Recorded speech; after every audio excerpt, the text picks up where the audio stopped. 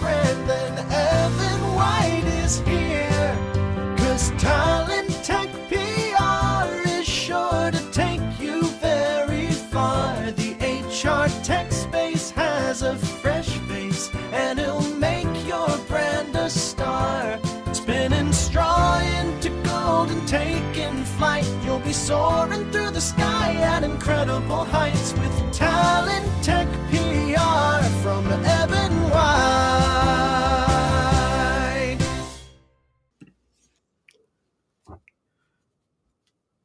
Good morning. Good morning. What a banger. I love that song. I know it's a great song. I'm gonna have it in my head all day. It's I'm going fantastic. to fall asleep to that song. I think I might even wake up to it too. Good morning and welcome back to the HR Morning Show, your favorite place for all your HR news all morning. My name is Danielle Farage and I'm joined by the King of Canada, Serge Boudreau. How you Ooh, doing, Serge? I love that. The King of Canada. I We just do have it. so. We actually do have a king in Canada, believe it or not. So it's Wait, do you really? so I guess I'm gonna supplant him. Well, the King of I England feel is our head of state, okay. or Okay. king or queen, depending on the situation. But I love it. Danielle, how's the new apartment? Because every time I like the background, I've been watching your other background for the last year and a half, and now you've got a new apartment. Do you like We're it? Is it still working out figuring it okay? out. The Yeah. background's a work in progress. You know, it happens every time you move into somewhere new. I'm sure everyone can relate to this. It takes a little bit to settle in, but we're settling. We've got a new lamp on this side, a new lamp. We got to put some stuff up on the walls above me. So it's a work in progress, but I'm loving it. It's very homey. You know, I always dreamed. You think, oh, I'm going to move to New York. I'm going to have an exposed brick wall. I'm going to have a fireplace. Yeah. Check. Got it. Oh, does it? Pre-war Okay. buildings for the win. So, I don't have the best lighting in here, but, everything else, it's pretty good. So my niece just moved to New York, and I've been watching her Instagram videos and her stories of just her experience. Her apartment looks insanely nice, and it's really that like vibe of New York, right? Like the exposed brick walls and everything like that. So Love. she seems to be enjoying New York. What's the vibe in New York right now? Like, how are people feeling? Is it snowing? Is it No. like The vibes are high. I would say yeah? we're having a fake spring. That's what we call it here. I don't know if you have the same thing in Canada. I hear it's really cold there, but I don't know. But yeah, in January, I guess we're having like a fake spring. So it's been like 40, like high 40s and sunny, which is lovely, which is basically spring. Yeah. It's basically summer. Let's just call it what it is. But yeah, no, it's been good. There's it's no longer just Soho that's popping, I will Okay. say. In New York now, you have obviously Soho, West Village, but like Lower East Side, East Village, great food, amazing vibes. Upper East Side, I went out this weekend. I am proud to report the Upper East Side is popping. Upper Well, East Side, when I was growing up in New York City, if you don't know, I'm a city kid. It was Sleepy Town, Palooza. It was where all of, the affluent people who work on Wall Street live with their families. And now it's like a lot of young energy up there. hmm. I would say the same thing about Upper West Side, a lot of young couples moving here. I live here. So yeah, it's, vibes are high. I think like a lot of Manhattan is growing, is feeling the change, and it's a good thing.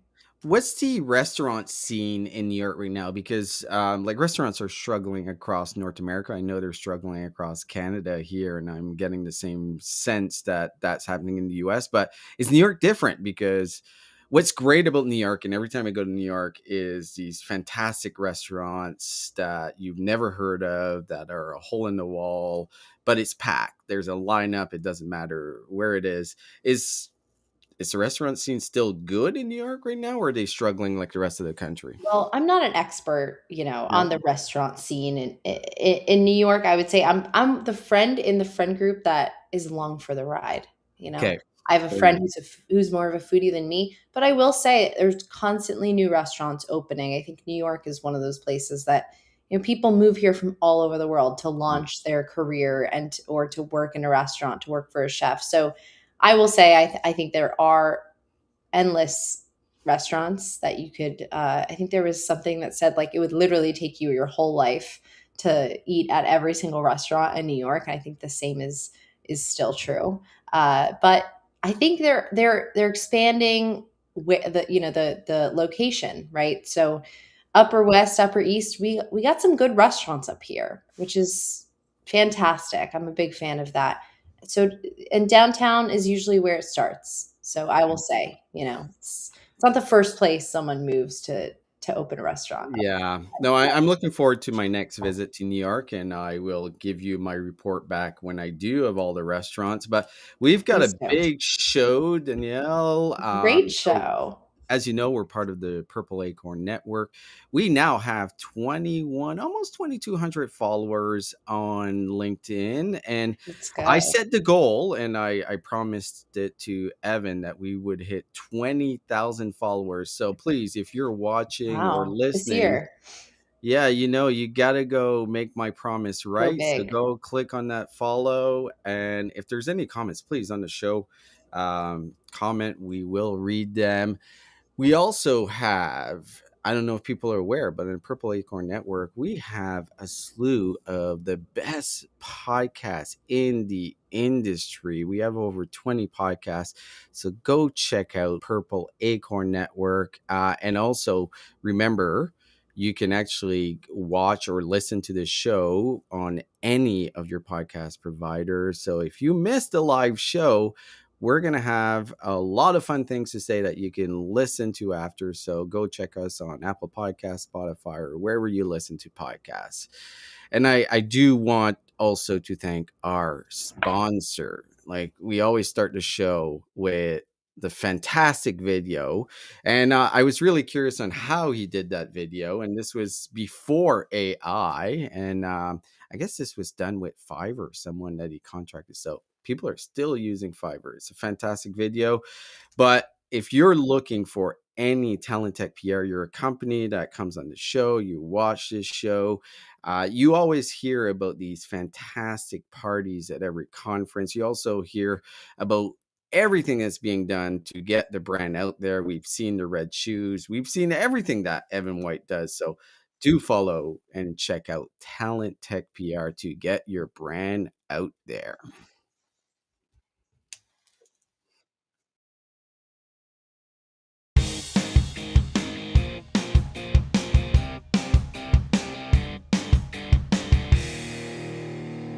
We have not one, but two stories of the day, some headlines for you. So, I want to start with this story that helps explain why hiring feels so different right now. So, new research out this week shows that the biggest drivers of talent acquisition success aren't volume or speed, but rather data driven precision, how AI is actually used, and the maturity of an employer's brand. Fascinating. So for me, the takeaway is that companies that treat AI as, an instrument, a means to an end, are kind of falling behind, and the ones that use it to help them sharpen decision making and communicate clearly with candidates are actually coming out ahead. So this is really useful as we start to think about how technology is helping us in the process of hiring, or just maybe amplifying the existing challenges that we are grappling with in the industry. Serge, what are your initial thoughts on this piece? Well, it's a really interesting research, and I think we've been talking about employer brand for a really long time, and I think there's a misconception of what employer brand is out there. And if you think about what it's been in the past, it's basically let's just get our career site really nice and clean, and that's our employer brand. But people don't realize an employer brand is how people feel about your brand, people that work within your company and people externally. It's how they potentially see themselves working there. And I think we've gone way too far in the sense of like this is my opinion, but if I go on 100 career sites right now, they all look exactly the same and they're telling exactly the same story, right? There's no differentiator out there.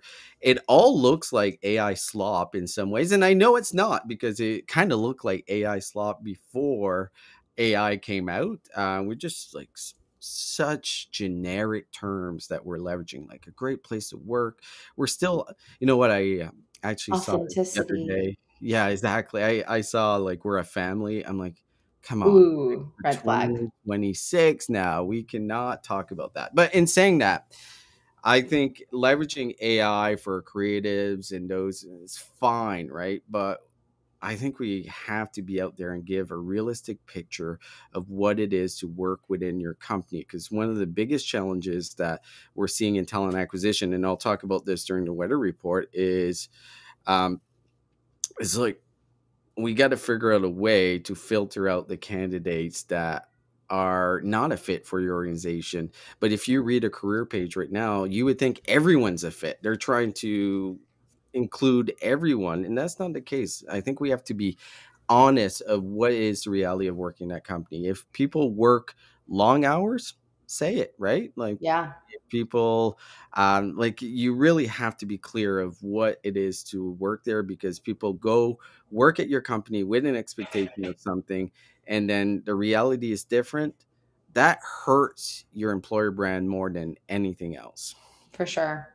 And I will say personally, as someone who has worked at several startups, Yeah. and I'm always keeping my eye out on how companies are positioning themselves in the market. I will say startups, this is not a luxury for them, right? Like Yeah. career, like they have to be very intentional about how they position themselves as employers, because not only are they, basically asking you to take a risk and go join them as a startup, but they have to convince you about why they're different, why Yeah. you should join their mission, why they're going to succeed.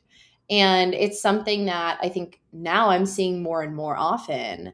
Startups are being very upfront about how they work and Yeah. how long they work, right? And what's expected of someone when they join the team, but also what someone is to expect when they join the team. And I really value that transparency. Especially, I've seen it in this company called Rilla that I've been paying attention to. They're very, very blunt as far as how they work. Hey. And then another example to point to is JustWorks. They're not a early stage startup by any means, but I really think that a lot of the employer brand, for at least for on the candidate side, candidates experience your brand through the systems of hiring long before they even talk to someone, right? And so that also means through your social media, right? It's how they interact with your LinkedIn page and the Yeah. content that you post. And so content and also job descriptions and the system, the process of, the candidate experience, those are both huge touch points that I feel tend to get overlooked. And I think employer branding has always been underrated. But I will say JustWorks does a really great job of sitting people down who work at the company and interviewing them about what their day to day is like, and I think doing that across different roles and across different teams provides a lot of unspoken context that you might not be able to, Yeah. the HR person who's hiring might not be able to actually put into the role. So that's my hot take is those are the biggest ways that you can really leverage standing out amongst the pack is doing it through your job descriptions and making sure they're very clear and accurate and transparent, and also doing content that really captures the way that people feel at work, like what their day to day is like, and that bring people into like the into the group. I I agree. I think like what I was looking for in a company when I was in my 20s to compared to now is completely different. So if you're creating content that gives me is that's giving me a realistic picture of what it is to work there, I might opt out on my own, being like, okay, now I'm in my 40s. I'm looking for something completely different. I don't want to do the grind or whatever the case is. But in my 20s, I wanted all of that. And I wanted, so we change. And I think we have to give our candidates a way to opt out, that it might not be the culture they want. And that's fine, right? Like when we think about how many applicants are applying for jobs, give them an option to opt out by giving them a realistic picture of what it is to work there. The other thing that you mentioned that I think is completely true is candidate experience. There's nothing that affects your employer brand more than a really crappy candidate experience, right? Like they don't hear back. That's the first step. But say they do an interview and then it takes 4 weeks to hear anything back and it's being pushed back. That's just a bad experience. And I think it's more important now than ever because candidates are correlating their experience with your brand when it comes to hiring to your other brand, right? Like, would I purchase a product from a company that treated me like shit during the interview process? Absolutely not. So, candidate experience is probably one of the key things when it comes to your employer brand. Do a good job there, and the rest should work itself out. Right, right. I will also say, companies that are out there experimenting with AI, which probably should be everyone. Yeah. It feels as though companies that have maybe done layoffs since they've incorporated or started to test uh, new technology, being loud and proud about layoffs, but not being transparent as far as why they happen. I think we've talked about this in the past, maybe a couple months ago, but I feel like the companies that are pretty straightforward about the reasons why they might be laying people off or what that greater picture looks like. It might not be that everyone's getting laid off, but maybe they're upskilling or reskilling people to be in different functions. I think Totally. the more information that you can give the public, potential candidates, right, prospective candidates that may be keeping an eye on your company as somewhere they might want to work, the more information you can give, I think the better. I know that's not common necessarily due to shareholders and all of that. But I will say there was a time, I believe, when companies used to put the needs of employees and customers ahead of shareholders. So shareholders are not your only stakeholders. Remember that. Yeah. Your employees and your customers are also huge stakeholders. And you also need to be answering and creating for them. You nailed it. Transparency is key here. How about we move to our next headline, Danielle? Let's do it.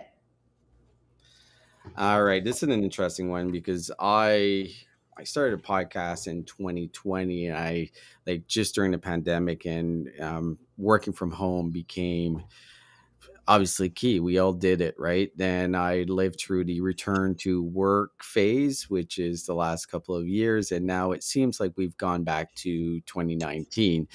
The challenge is a lot of employees are missing those days that they didn't have to commute 2 hours a day. They didn't have to, like, it's just, if you have a family, which I do, I cannot put myself in a position that I could commute and do everything that I need to do within a day. Like those are 2 hours. So you're losing commuting, like all those factors, like paying for parking, all of it adds up. So it's not surprising that in a recent survey, 60% of employees would accept a pay cut to keep remote work. So I'll give you an example, Danielle. So Yeah. my wife, after taking a couple of years off to take care of the kids, is going back to work in the coming month.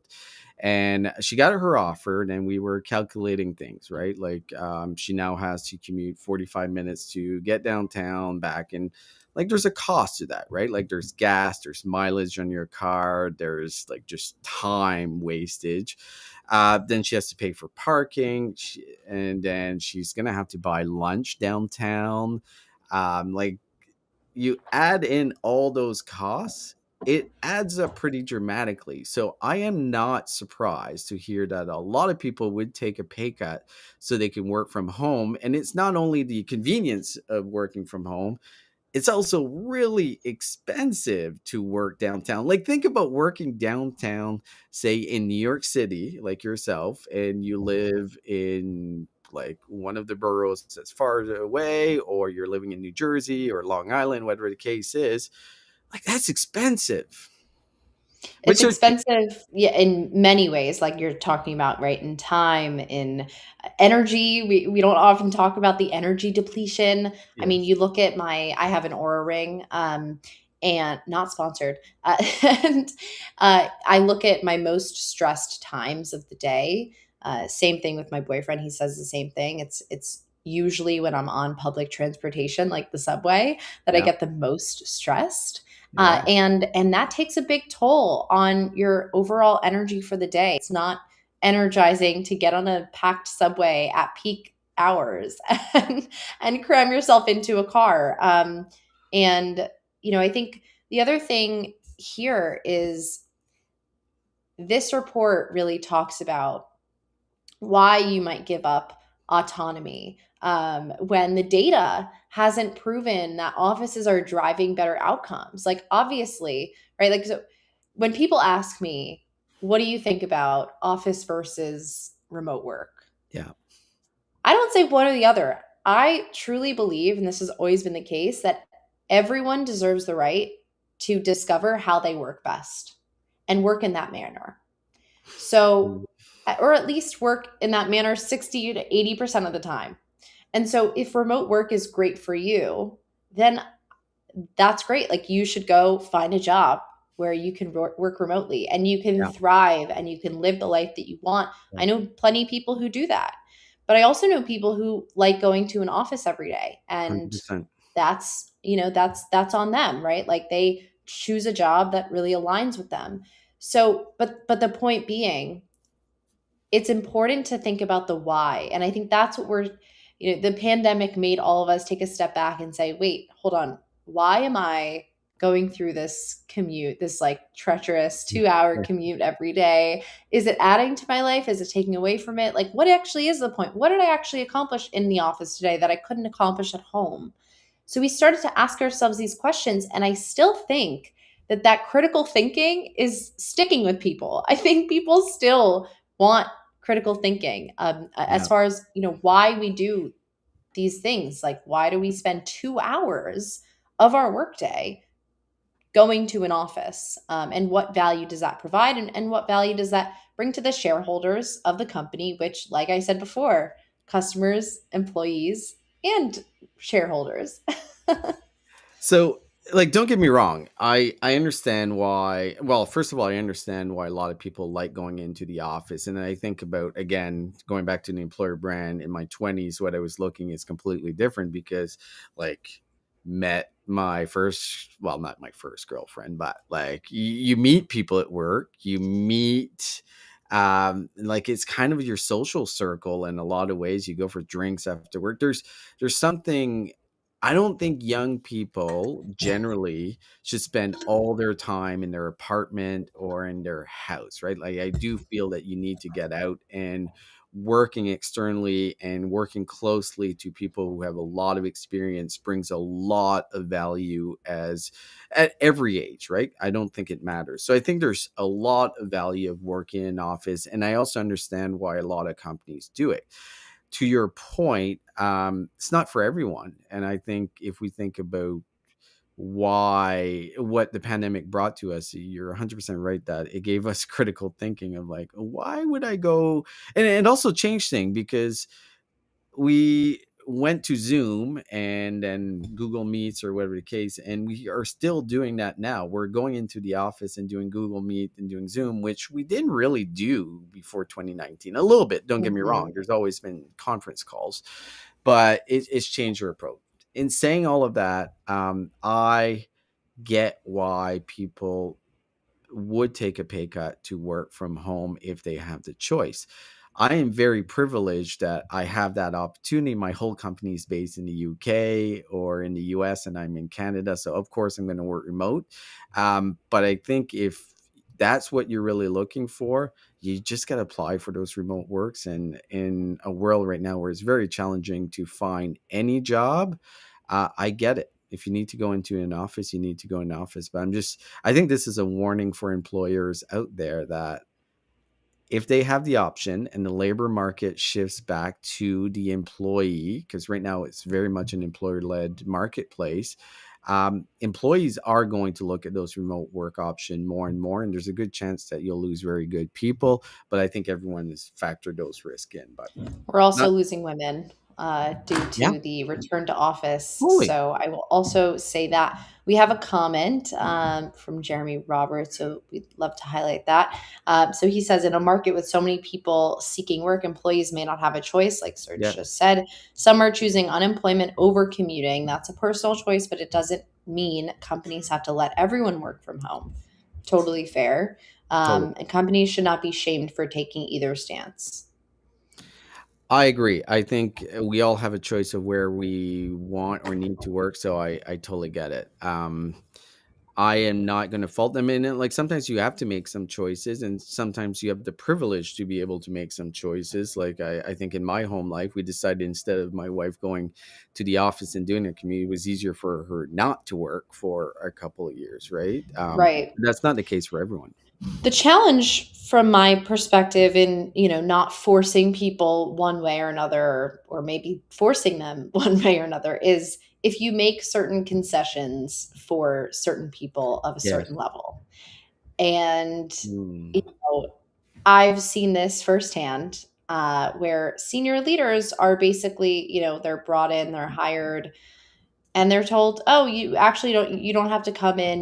Maybe you can come in once a month for a couple days." And, you know, I just Can't think do that that.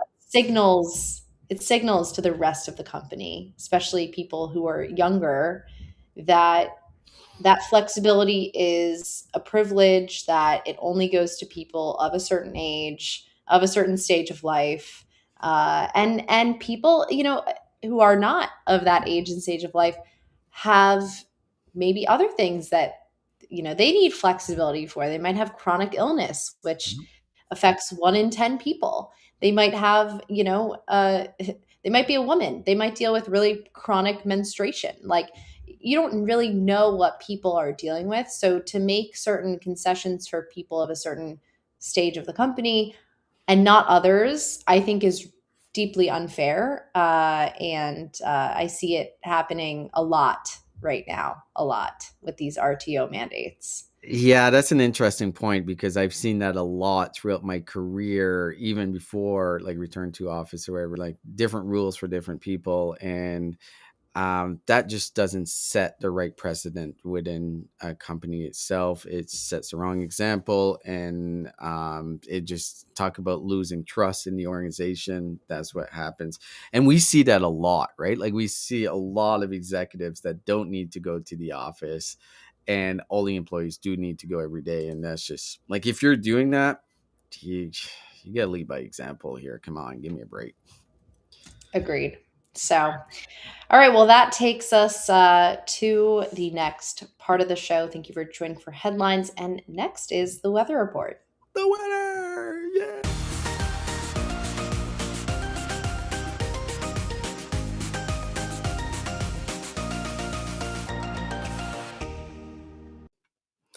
Good morning, beautiful people. So, today on the weather report, let's talk about the trust deficit there is in hiring right now. So, both employers and candidates have really stopped trusting the system, and it's creating some really serious challenges going into 2026. So, from the employer side, teams are drowning in resume. There's a lot of applicants for every roles. And it's not like everyone is qualified. There's just a lot of applicants, qualified or not qualified. So the reaction from employers have been to put bigger and smarter filters early in the hiring process, adding more friction to the process itself. So they're leaning heavily to do that. They're leaning heavily on automation and AI to reduce the noise. The goal is fewer applicants, but higher quality, or at least that's a hope. Is it happening? Not really right now. Candidates, on the other hand, have grown really cynical. They're applying to thousands of jobs. And right now they're expecting like a really slow a frustrating process with almost no communication. And that's what's been happening. They're assuming their applications go in a black hole, and probably is, to tell you the truth. So they apply everywhere. Often they leverage AI to help to try to improve their odds. And that creates even more volumes for recruiters, and it creates more frustration for job seekers. So, what's fascinating and I would say concerning as well, it's kind of a cycle. So, employees try to screen harder, candidate use AI to apply faster. Trust has eroded on both sides, making the process heavier and slower. So, there's one core takeaway here. Candidate experience isn't about removing friction, it's about building trust. We do have to remove barriers with thoughtful alignment that if we look at our career sites right now, career sites are really only attraction engines, and they're attracting irrelevant applications. So going back to what we are talking at the start of the show, be very pinpoint of what you're looking for and give a real realistic picture of what it is working within your companies, and get candidates to opt out. So here's the weather. If we keep automating garbage, we're going to keep getting garbage, right? Like, hiring has been broken for a long time, and this is not helping in any way. So we can expect that automation and AI is going to keep leveraging screening tools, but we have to be really mindful of how automation affects candidate trust. So focusing on communication, as Danielle said earlier in the show, and genuine engagement, some real content that really resonates to those candidates. But I think the most important thing is genuine communication throughout the whole process. Let's treat humans as humans. That's the HR weather. Let's get back to Danielle. Hmm. You know Love what? the weather. Yeah, I didn't know. We've talked a lot about like candidate trust and hiring and just employer brand this morning, but I think the biggest thing is I do feel the whole ecosystem is about to collapse within itself. Like, we're seeing job boards having a Go out really of hard time out business. there. They're going out of business. We're going to see a lot of these aggregators and larger job sites kind of merge together because they're just not fitting the needs of what job seekers are looking for, and job seekers are trying to find different ways to get that job, right? And like, unfortunately, the whole system seems to be broken and kind of ready to collapse, and it might collapse within itself in the next couple of years, maybe in 2026. This is just not sustainable. Like, we're taking garbage and automating it, and it's not making it better for anyone. We have a comment from Trent Cotton, our friend of the show. Trent, love. And he says, Serge, you make a great point. You can't automate the mistakes you've made in candidate experience and trust for years. It requires a more thoughtful look at the candidate journey and asking yourself, where does a human need to lead and where can AI help? Yes. Yeah, great. Beautifully said. I Mm. will also say, I think that as a society, we're moving a lot more to community centric. People are getting involved in membership clubs and in uh, their own personal hobbies, and kind of navigating the world and socializing in the world in a different way, in a more IRL, interest first way. I certainly know that I am. And you know I saw a LinkedIn post the other day by someone I met last week, and he was talking about how he went on vacation the first week of January. He was not working last week. He was away on a beach somewhere. And he was saying, this is such an underrated way of building business. because he would strike up conversation with someone next to him on the beach, Yeah. in the elevator, or in the pool, or in the hot tub, and it looks like he has a pretty good pipeline running, right? It becomes less about, hey, let's talk about work, right? Like this Yeah. work first approach, it becomes a lot more relaxed. You have people kind of in this relaxed setting. And then if work comes up, it becomes a lot more interesting to talk about, becomes a lot more human. It's like, what do you do again? Oh, I do XYZ. Oh, that's fascinating. Actually, we should hop in a call when I get back to New York, right? Yeah. It becomes a lot more human. And I definitely think that that more human approach is what people are really craving, looking for, but from both sides. And I think that, especially with the job search too, it becomes a lot more human, right? It's, you have to get out there, go to networking events, talk to people about what you're great at, what you could do for them. And I promise you will likely get a job in 6 months. If not a full-time job, you'll get some consulting gigs.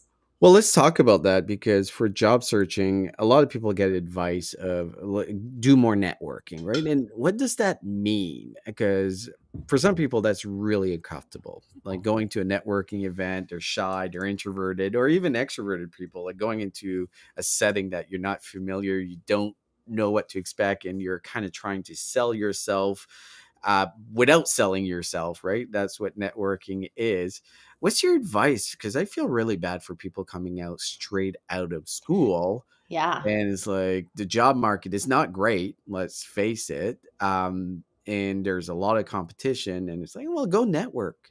Instead of applying to job boards, go network. Like, how should they do that?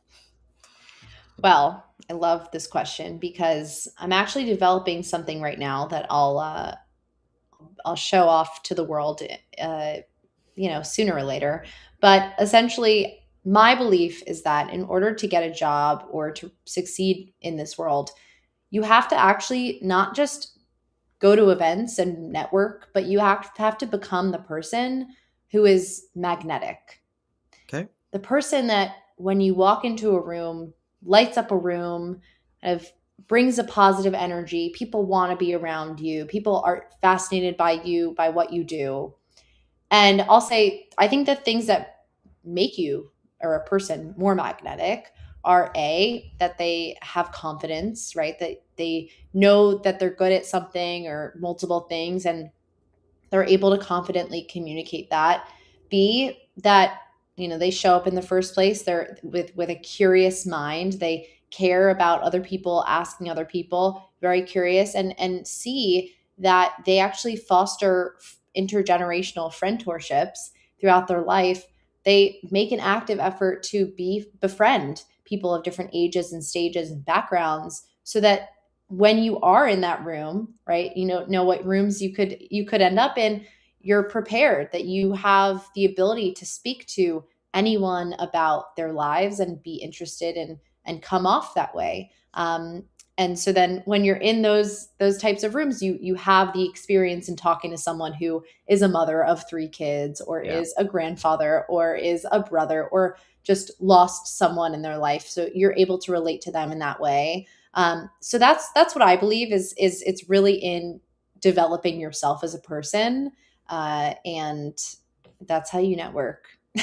Such great advice, right? And I think this is something that you should do a lot more content around that because there's a lot of people struggling in that space. So I'm glad you have something coming up on that end. But in saying that, we have a very special caller coming in. We do.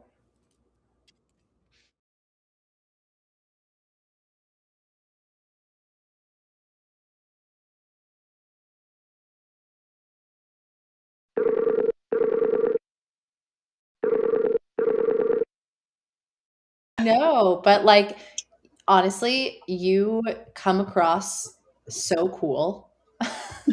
Like online, like your photo, your look, like the guitar in your background. I'm like, okay, this is someone I definitely want to be friends with. So I'm happy that we're speaking. I'm overjoyed that we're speaking today, and I mean that genuinely. Also the glasses. I can't stop. I can't stop with you. That is Well, very kind. Thank you.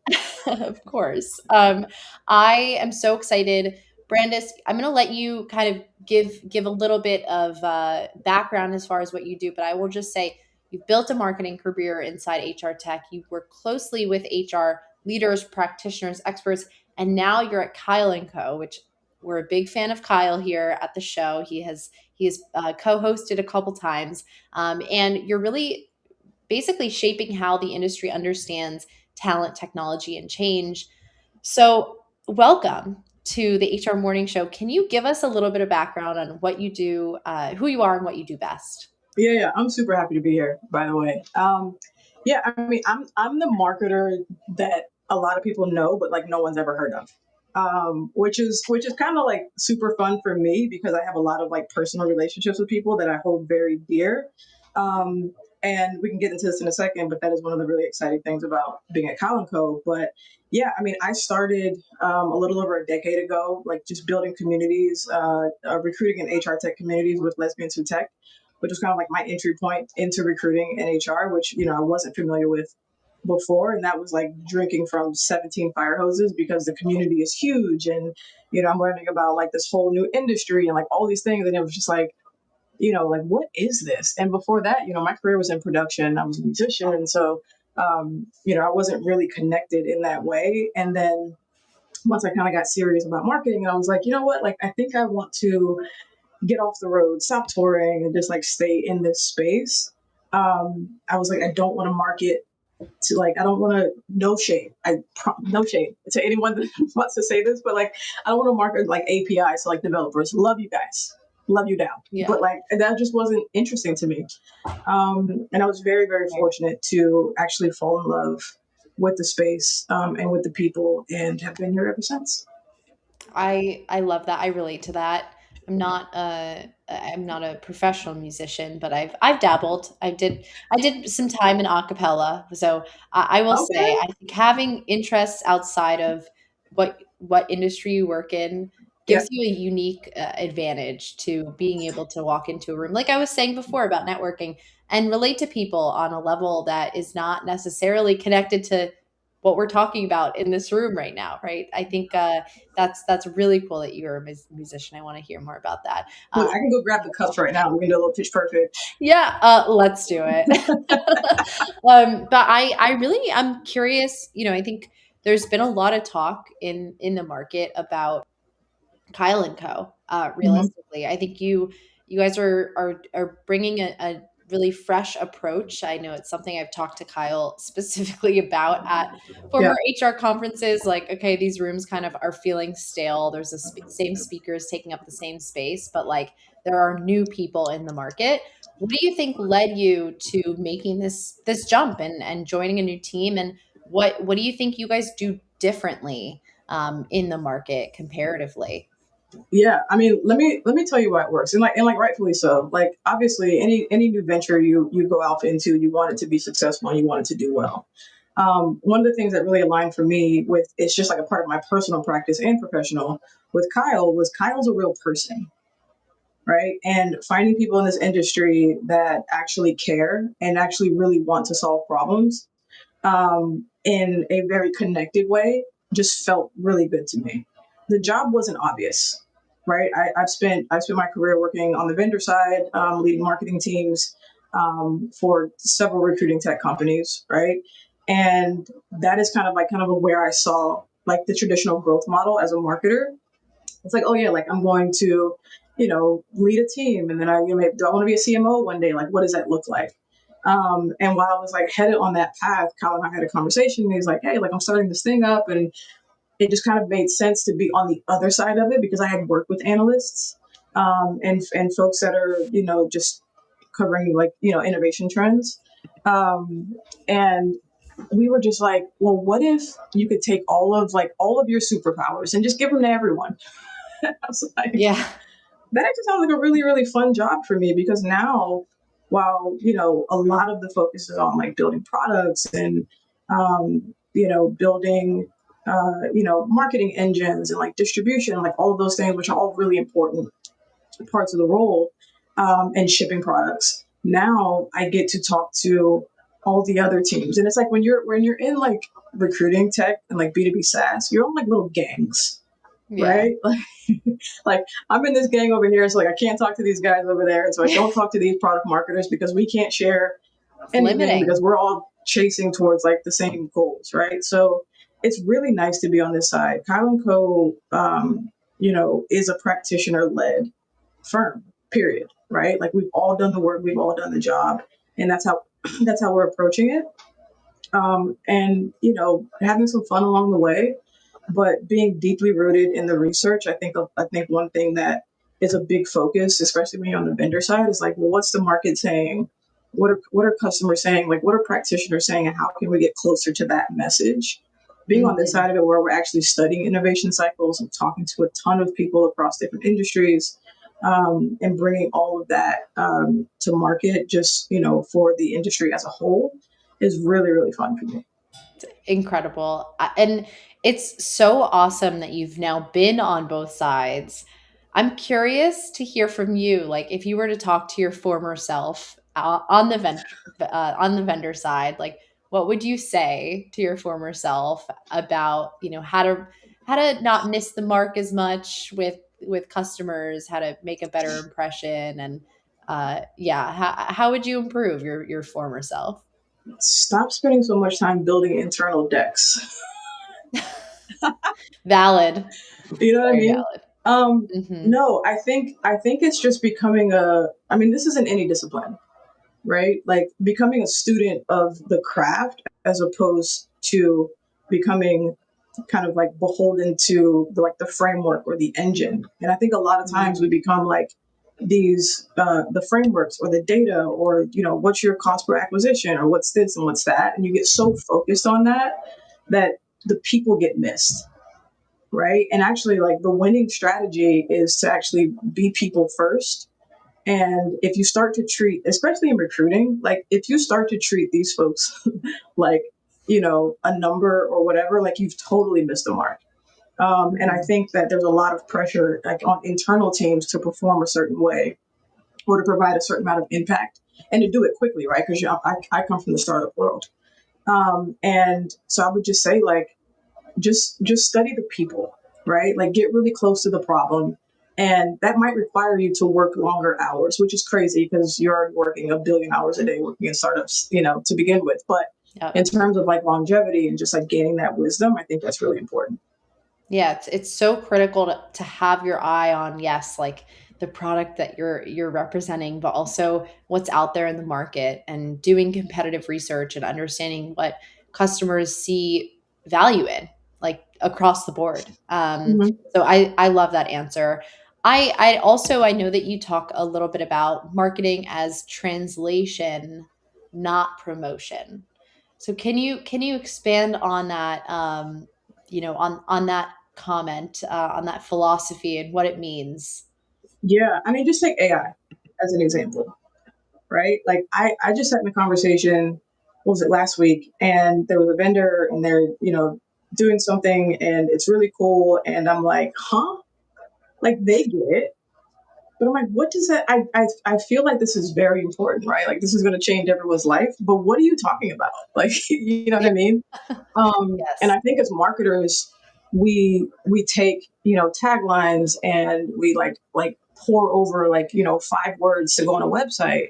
But at the end of the day, like people still, if we're still having the conversation, no, people don't know what to do with AI, or no one knows what to do with X. Then like we're a really great like part of the funnel to educate people, right? With all of this external facing content. And I think that, people do try to do it in meaningful ways where, they're hosting workshops or, webinars and things like that are helpful. But I think going a little bit of like challenging yourself to go beyond like product language and really getting into like the human psyche. I'm not saying we should all become therapists, or maybe we should, I don't know. But really being Probably. able to translate not just what the product does, but we talk about building business cases all the time, right? And how you talk to different personas within your organization and like all the different talking points. But if we were to really boil it down, it's like, does this person truly understand? If you were going to explain this to me like I was 5 years old, right? Truly understand the impact of the buying decision that they're making or the problem that you're trying to solve. And I think that gets missed a lot. I think just because things move so fast and there's so much pressure to perform, that I really do like not love the statement getting back to basics, but I think it's getting back to like core human psychology. I'm not gonna take you down a whole rabbit hole down that, but I think that like marketing is people language, right? At the end of the day, like we live in a capitalistic world. I get that. But you're trying to get people to adopt or buy or whatever. And so you have to get into their shoes and figure out what that looks like. And I Right. think we've gotten closer because I think it is a bigger part of the conversation. But I think there's some more soil to till. What? I've never said that in my entire life. Danielle, what are you talking about? We're talking about soil. I love that. I'm a big manufacturing geek. I love that. Planting seeds, and We're but planting honestly, like seeds. we talk about like keeping AI human and the human loop and human this and human that and whatever, and now it's become a Yeah. little bit of a buzzword, right? And so I'm just Yeah. saying, like, let's just like challenge ourselves to translate a lot of that speak into something Yeah. that people like really connect with. For sure. And something that I think it came from an earlier conversation, probably when Kyle came on, but like the reality is majority of people who are experimenting right now, because that's the phase we're in. We're in experimentation mode. Most people don't have it figured out.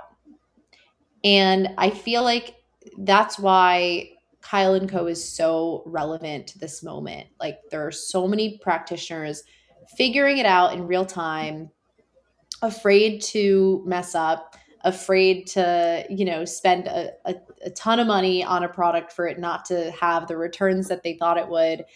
And if we just maybe get on the same level and, level with each other and we realize that we're in this collectively and let down those walls, the walls that, maybe because we're in a capitalistic society, we think there's limited funds. I think we just need to take a collective breath and realize that we're not alone. We're all figuring it out in real time together. And I think that's really like one of the biggest value adds that your team brings.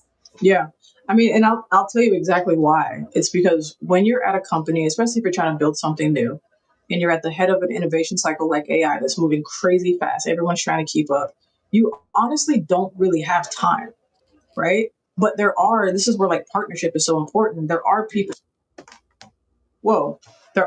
in the industry, like the folks, myself and my team, who do have time to focus on this stuff, right? Like we do have Right. time to focus on more of the micro problems and how to translate that to macro and like all of those. And so that's where partnership becomes really important, and building cohorts where we're idea sharing and doing all of those things. Because I've been there, so like I understand that teams are up against trying to keep the business afloat, making sure, like renewals are happening, making sure they're bringing in new business. Like all of those things are really, really important, like parts of the function to keep the business going.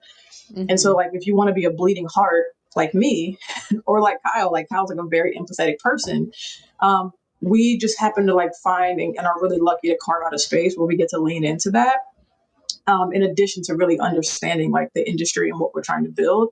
And so hopefully to be able to like insert ourselves into the conversation to like put some salve on some of those things, to try to move the on the industry forward. squeaky wheels. Yeah. Just to wrap up, this has been so fascinating and really great to finally get to meet you. As a marketer, curious, we're heading into conference season. What do you want to see more vendors do? Oh man, because everyone's going to dinner now. Dinner is the thing. Saturated. I want to see, honestly, here's what I've seen work at conferences. I want to see vendors lean more on their customer success teams and on their solutions consultants to have conversations with people. I feel like they do the best. No shade to sales. They still have a very important role to play. But I think that like going into conference season, if you're trying to connect with people, everyone wants to build communities right now. Yes, you can take me out and let me drive a Lamborghini and like, give me caviar and champagne, and that's amazing because, like, I live in Idaho. I live in Florida, but you know what I mean. Like, it's fun. But if you really want to build community, which is like one thing that I'm really good at, it's start to gather different cohorts of people and see how they communicate amongst themselves. Right? It's sort of like a social experiment. And if you're going to give out T-shirts, have my size. Is all I'm asking.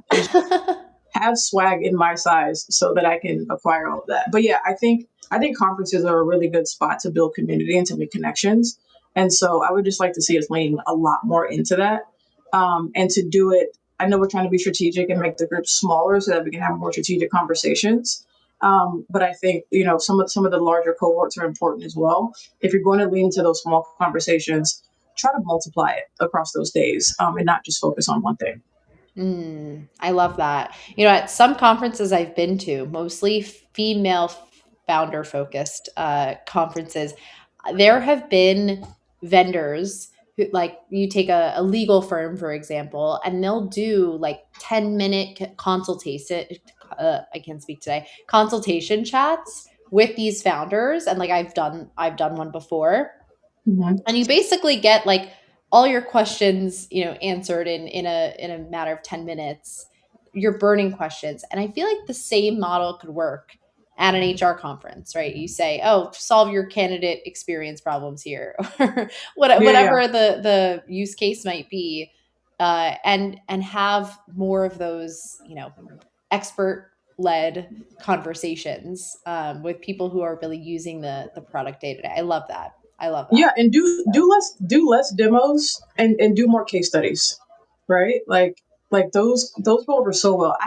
I have many ideas. I can't give them all away here, Danielle. Don't ask me these questions. I know. I'm asking too much, but it was so lovely to meet you, Brandis. I'm glad that we met.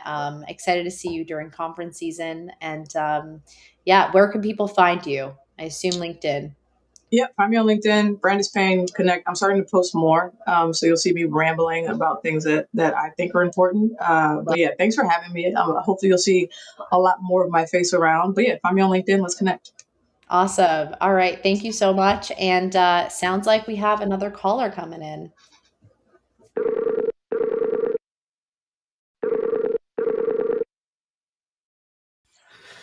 Good morning, David. Welcome to the HR Morning Show. Hey, Serge. Glad to be here. You gotta know this is an honor for me because when I joined the recruitment industry in 2010, ERE.net has been a source that I've leveraged since then, since Joel Cheeseman was writing for you guys back then. So having the pleasure to interview you is definitely exciting for me. But for those that don't know ERE.net, give us a little bit of background story. It was founded a long time ago. 1998 is when I graduated from high school. So would love to know the backstory and how it's evolved over the last 28 years. Now I'm feeling old. I thought I was safe because I wasn't talking to Danielle, but now I'm feeling old. So You look yeah, I young. started the company. Thank you. I started the company in 1998. I was actually working at Monster at the time. And the only place that people were getting information about recruiting, and it was called recruiting and not TA, but about TA was from salespeople, like the team at Monster that I was working with. And I went to my boss and said, "Hey, wouldn't it be cool if there was a way that these recruiters could learn from each other and network with each other and talk?" They said, "That sounds great. That's not what we do here, but go for it." And so I started at night. I started what became ERE.net, and it was a place where recruiters could come together, TA professionals come together, talk and learn from each other and best practices, and get kind of the real deal from each other as opposed to a pitch. Yeah, and it's evolved, right? Like, because you also evolve into SourceCon, which I know a lot about. That was leveraged by sourcing experts that go to the conference. There was TLNT, which was for HR leadership, and obviously your ERE recruiting conference, which are big every year. And we'll spend a lot more time on that. But I'm curious, like, you really have a pulse of what's going on in talent acquisition right now, and I speak to a lot of recruiters. My background is a recruiter as well, and there's a lot of anxiety out there. So going into 2026, like, what does the landscape look like for recruiters out there? Are they in trouble? The short answer is that some are in trouble. Mm, Absolutely. It's clear that AI is changing the game. yeah.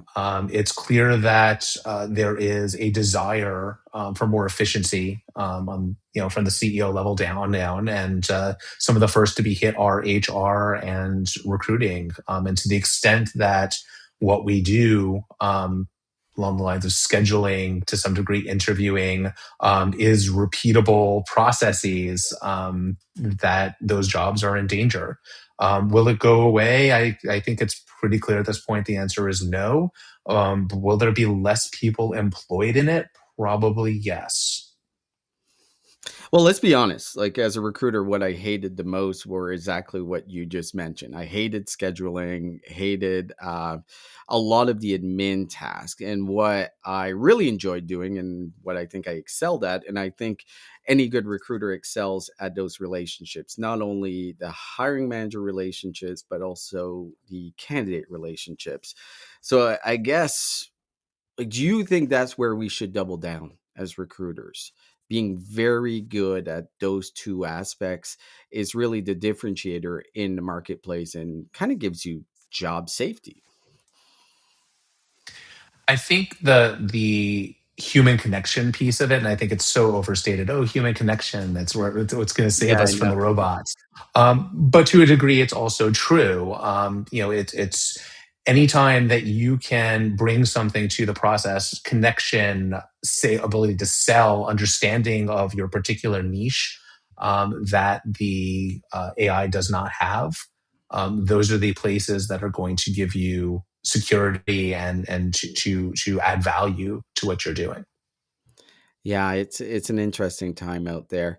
I was reading some of your articles, and one that really struck to me is you, at the end of 2025, you analyzed LinkedIn data, and in that analysis, like, it suggested that there's kind of a frozen market where mobility between companies is kind of slowed drastically. I'm curious, like, do you mind digging in a little bit deeper? Like, what does the data say? And also going in like a little bit further there, like, what what does 2026 look like? Is this going to keep being frozen, or are we going to start seeing some movement out there? So I think that the job market is clearly in a tough place right now, and it's not Mm, because necessarily like everyone's AI. It's not necessarily because AI is taking the jobs, but AI has been inserted into the conversation when there is a need for someone to do something. Something has to get done. yeah, The question isn't like, oh, do we hire someone for this or do we freelance it? The question is, do we actually need someone for this right now, or can the existing team be supercharged by AI and do it with the people that we have? So before you even get to the conversation about are we going to hire someone, are we going to bring a new person onto the team, the conversation becomes like, okay, what can AI do to be a magic bullet that solves this problem? And that conversation can take months. I mean, this is yeah. corporate, the corporate world. I mean, that conversation going back and forth and debating it and, moving it up the food chain to get an answer. I mean, by the time that decision is made to the satisfaction of everyone involved, who even knows if you need that person anymore? So Yeah. it's kind of installed a delay in the hiring process, and it's definitely being felt across the board.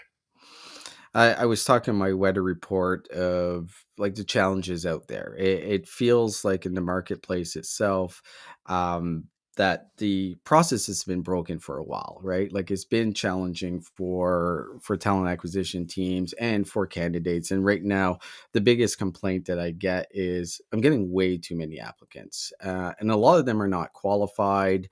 And like, how do we determine what qualification? And like, companies are fighting back by creating more friction and more automation, more AI tools, and candidates are kind of doing the same, right? Like they're leveraging AI apply tools, which is just causing like kind of the ecosystem to be in a bad place. A lot of frustration out there.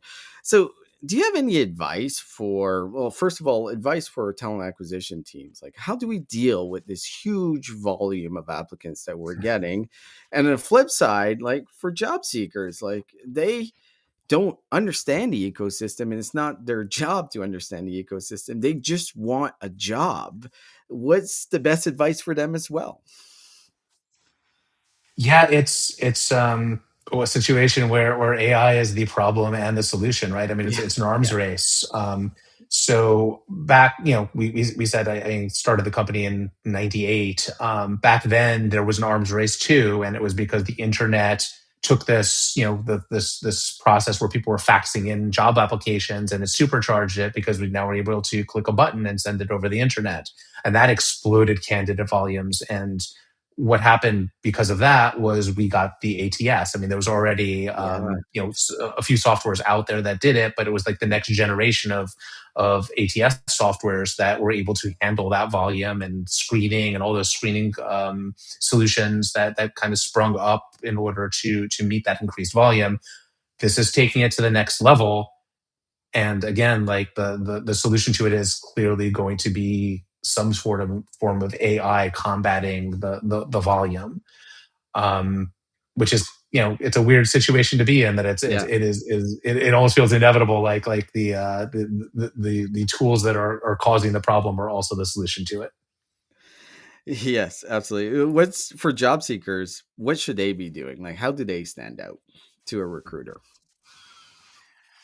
It's tough. I mean, basically, working the network is your network is the number one way to kind of break through the noise. There are so many applications coming in for so many positions. There's so many applications coming in for so few positions, Yeah. that it is tough. Any way that you can establish a personal rapport, um, is the way to go. I 100% agree, right? Like going back to the conversation I just had with Danielle, as far as like how do you network, right? Like how do you create those relationships? How creating content is still very key, right? Being recognizable is absolutely critical in this day and age. Um, as an old school recruiter, I have a sourcing is something that's deep in my heart, right? It's something that I felt that I needed to excel to be a really good recruiter. And it used to be kind of a niche skill. It used to be like there was some excellent sourcers, and they're still out there, right? Like there is people that can source in find anyone. I would hire them to be private investigators because they're that Oh good. yeah, But it I looks know like at least one who's actually fulfilled that function. there you go, right? But you look at all the tools right now, like one of the sectors of HR tech or TA tech that we've seen a lot is sourcing and matching tools. There seems to be 100 companies out there. Do you think that sourcing as a function or as a practice is kind of dying and it's being replaced by these tools, or is there still a world where fantastic sourcers have a place within organizations?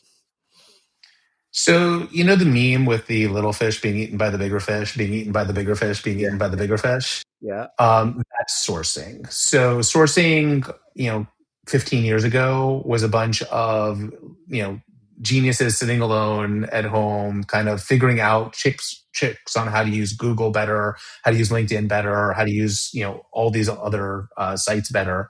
And there was a lot of creativity to it. There was a lot of, out of the box thinking with it. And it was really like a cool time to be a sourcer.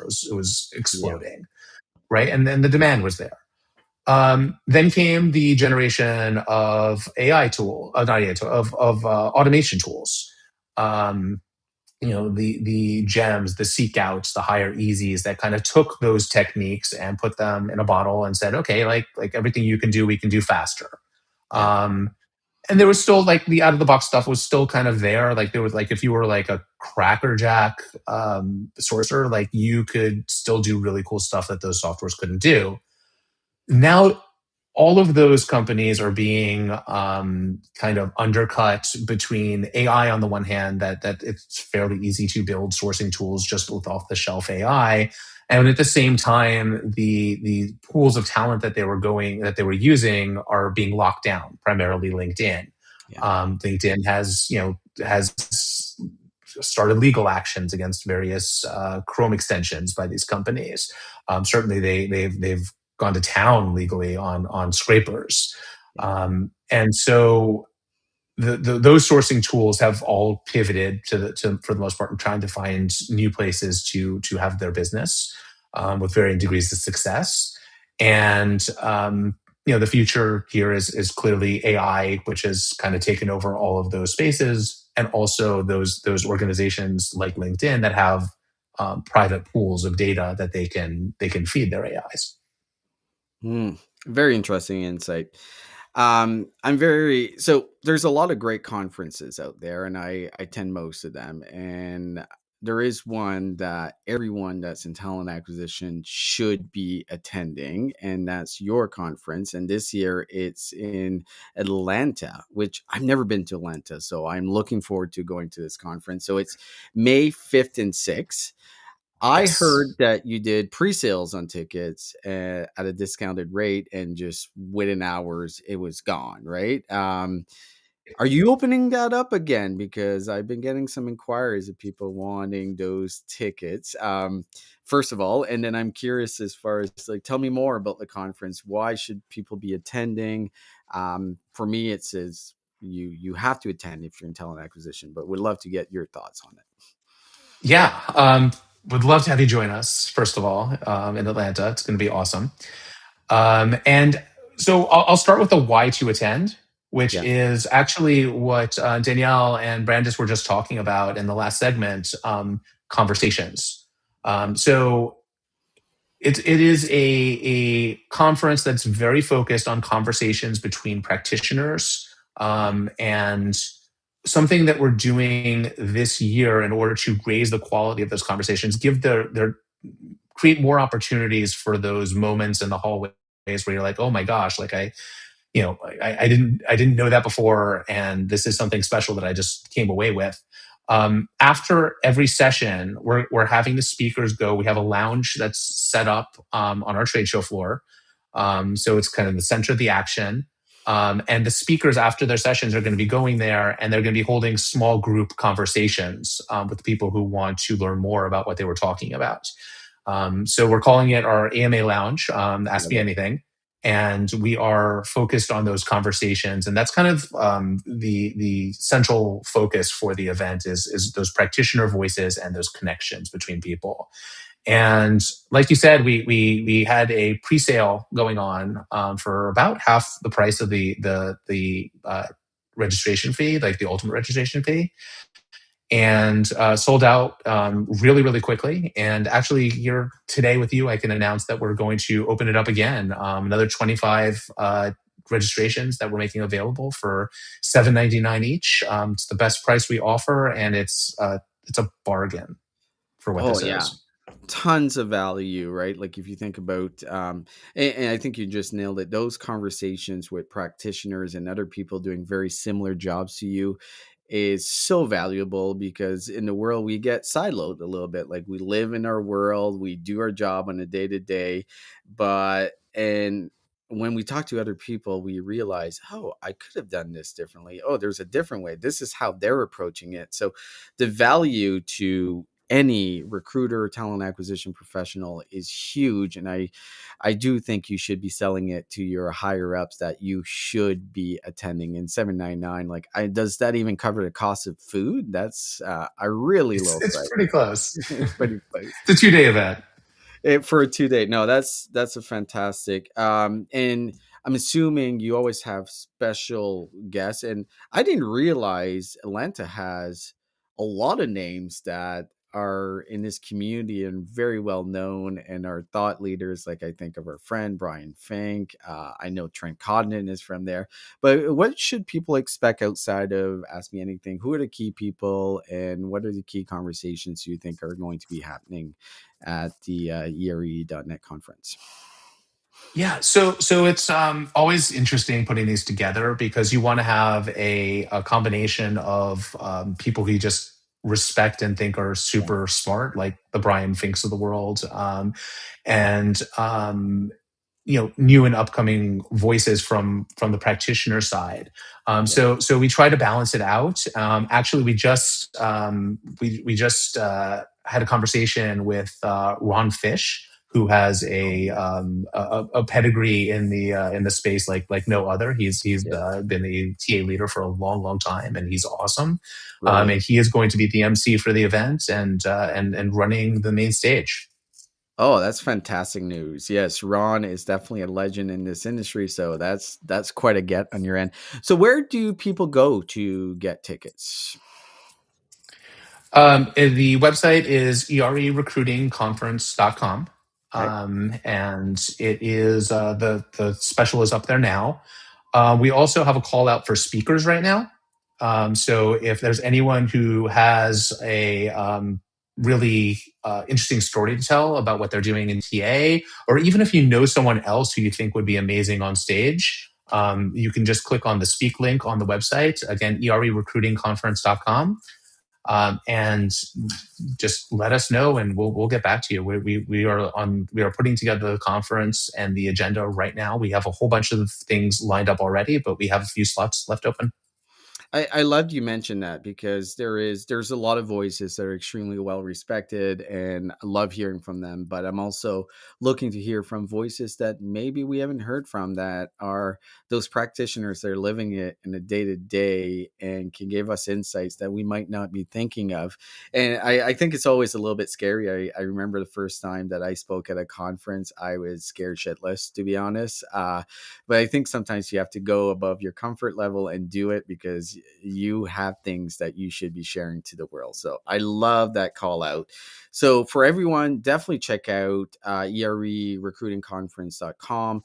Also, everyone in the space from HR to talent acquisition should be reading ERE.net almost on a daily basis. I know I open it at least once a week, so definitely recommend that for everyone. And for anyone that wants to get a hold of you, David, what's the best way? I'm assuming LinkedIn, or is there any other way for people to get a hold of you? LinkedIn, David Manaster.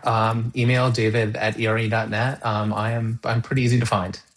Perfect. Well, thank you so much for joining us, and thank you for what you're doing at ERE. Definitely a big fan here. Thanks for having me, Serge. Oh, I love that. Thanks for joining, David. That was really great to just hear about an event from from the mind, From the the mind, mind. right? Like, think about 1998, Danielle. Like, I was That was when I was graduating from born. high school, and I don't want to David to feel old at all because I'm not that far. Sorry, David. I feel bad, but like that is fantastic that that's been going on for that long, and Yeah. just the amount of information that ERE has been able to give to talent acquisition professionals throughout the year to make us better at what we do. It's kind of that central hub, right? Like it is the place. So that was fantastic. Oh, and I love your conversation. Some great interviews today. Thank you. Yeah, we had some amazing guests, so we can't let them down by asking them, bad questions. So we had to step it up today, Serge. So that's what we did, I believe. Yes, yes. All we stepped it up. We filled in for Joel and Adam, and I'm glad you were able to join me. It's always a pleasure, right, Danielle? I always Always. love co-hosting with you, and we are very different, but every conference we just get along so well. So it's good to be on screen with you. We In saying do. that, we want to thank Talent Tech PR, right? Like if it wasn't for Talent Tech PR, the HR Morning Show would not exist. No, it would Fantastic not. resource. Everyone should check it out. Like if you're a brand in this space and you want to stand out, that's the place. That's where you need to go. So Talent Tech PR. And again, we want more followers. We're at 2,132, I think. I've set a lofty goal of 20,000. So please help me. 10x. Yeah. Please help me. I mean, the reality is, I meet people all the time who work in HR who don't know about the HR morning show. So I if there's someone in know. your life who is in HR, in the weeds day to day, not only do we maybe even want to interview them, but they should definitely know about the HR morning show. So do them a favor, put us on their radar. And we are also available as a podcast on every major podcast network, Spotify, Apple Podcasts, whatever you like. You know, we don't discriminate here. So if you want to see more of this show, other shows on Purple Acorn Network, go to purpleacornnetwork.com. Say that 5 times.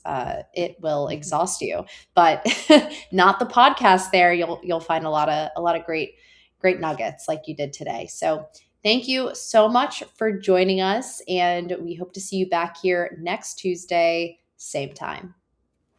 Bye. Bye.